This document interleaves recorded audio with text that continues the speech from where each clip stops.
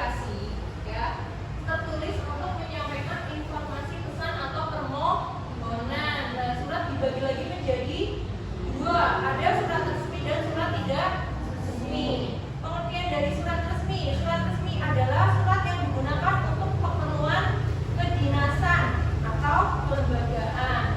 Biasanya dibuat oleh sekolah, kantor, organisasi atau instansi. Bahasanya bagaimana kalau surat resmi? Baku, jelas, dan mengikuti format tertentu. Itu tadi surat resmi. Kalau surat tidak resmi, surat yang digunakan untuk keperluan pribadi atau kelembagaan. Biasanya dikirimnya ke siapa? Teman, sahabat, atau anggota keluarga. Bahasanya lebih santai, lebih akrab, tetapi tetap sopan dan jelas. Ini pengertian dari surat resmi dan surat tidak resmi. Paham? Oke. Selanjutnya, ciri-ciri surat, ya. Ini kita surat resmi dulu. Yang pertama jelas, tadi juga sudah disebutkan, menggunakan bahasa yang baku dan santun. Lalu yang kedua, memiliki kepala surat dan identitas lembaga. Ya, kemarin ada kan tulisannya SMP Negeri Purbalingga, ya. Selanjutnya, mencantumkan nomor surat, tanggal, lampiran dan perihal bila diperlukan. Lalu mencantumkan tanda tangan, nama terang dan jabatan pengirim. Yang terakhir digunakan untuk kepentingan resmi, misalnya undangan rapat atau pemberitahuan sekolah. Ini ada salah satu contoh surat resmi, ya. Salah satunya surat undangan rapat OSIS, ya. Yang kedua, surat izin kegiatan kelas. Lalu yang ketiga, surat pemberitahuan kepada orang tua. Dan yang terakhir, surat permohonan izin kepada kepala sekolah. Ini ciri-ciri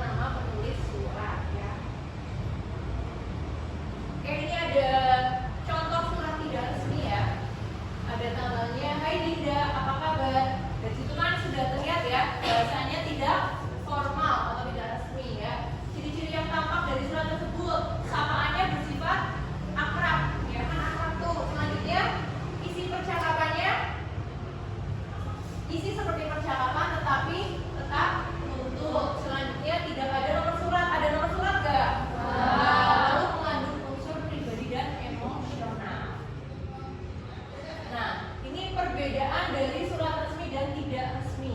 Ya, tujuannya surat resmi untuk apa? Keperluan kedinasan atau lembaga. Kalau surat tidak resmi tujuannya untuk